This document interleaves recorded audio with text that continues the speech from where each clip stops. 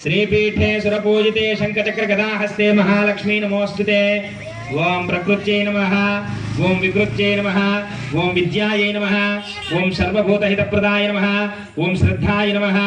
ओम भवात्मजा नमः, अग्रगामिनी नमः, मंत्रकृते नमः, जामीग्रप्रभाय नमः, सर्वाय नमः, सर्वोपास्याय नमः, सर्वकर्त्रे नमः, सर्वनेत्रे नमः, सर्वसिद्धये नमः, पंचहस्ताय नमः, पार्वतीनंदनाय नमः, प्रभवे नमः, कुमारगुरवे नमः, कुंजरासुरभंजनाय नमः, सुताय नमः, गणाधीशाय नमः, गंभीरनिरदाय नमः, ज्योतिषी नमः, आक्रांतपदचित्प्रभवे नमः, अभीष्टवरदाय नमः, मंगलप्रदाय नमः, अव्यक्तरूपाय नमः, पुराणपुरुषे नमः, पुष्णे नमः, पुष्कराक्षिप्तवारणे।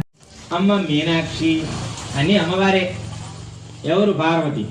ఓ పావు కేజీ బియ్యం వండి, అమ్మ నా దగ్గర అవే ఉన్నాయి, దాంట్లో కొంచెం కుంకుమ వేసి నివేదన చేస్తున్నానమ్మా, నా దగ్గర ఏమీ లేదమ్మా, ఆ పావు కేజీ బియ్యమే ఉన్నాయమ్మా, పార్వతి భద్రకాళి తీసుకో తల్లి అని అత్యంత భక్తి శ్రద్ధలతో ఎవరైతే అమ్మవారికి నివేదన చేస్తారో ఆ పావు కేజీ నివేదన పెట్టినటువంటి దానిని లక్షల కోట్ల బస్తాలు చేయగలిగినటువంటి శక్తి అమ్మవారికి ఉంది. అలాగే 1,00,000 కోట్ల బస్తాలు నివేదన చేసి తీసుకో, అసలే తెల్లమేసం వేసి నీకు 1,00,000 కోట్ల బస్తాలు నివేదన చేశాను అన్నాం అనుకోండి, చిటికిన వేలుతో చక్కగా నోట్లో పెట్టుకొని ఆ 1,00,000 కోట్ల బస్తాని చిటికిన వేలుతో నోట్లో పెట్టేసుకుని తినేయగలిగినటువంటి శక్తి కలిగినటువంటిది అమ్మవారి. అంచేత పార్వతీదేవి శక్తిని అంచనాలు మనం వేయలేము, అస్సలు అంచనాలు వేయలేము. అంచేత అర్ధనారీశ్వరిగా ఉన్నటువంటి పార్వతి నిజానికి చాలా ఓపిక కలిగినటువంటిది. ఎందుకంటే అమ్మవారికి సంసారం అనే పదము లేదు, పరమేశ్వరుడికి పార్వతికి సంసారం అనే పదమే లేనే లేదు. మనకి తెలియక అనుకుంటుంటాం అమ్మవారు పిండి బొమ్మ గణపతి, రజస్సు సుబ్రహ్మణ్యుడు, ఏది సంసారం? గణపతికి ఎలుక వాహనము, సుబ్రహ్మణ్యుడికి నెమలి వాహనము, అమ్మవారికి సింహము, అయ్యవారికి ఎద్దు, అయ్యవారి మెడలో పాము ఉంటుంది, ఒక్కొక్క దానికి ఒకటి పడదు, వైరి వర్గం, కానీ అన్ని కలిసే ఉంటాయి. కలిసి ఉండమని చెప్పింది శాస్త్రం. అంచేత పార్వతీదేవి విశేషమైనటువంటి ఓపిక కలిగినటువంటి అమ్మవారు. అయ్యవారిని చాలా గౌరవిస్తూ ఉంటుంది.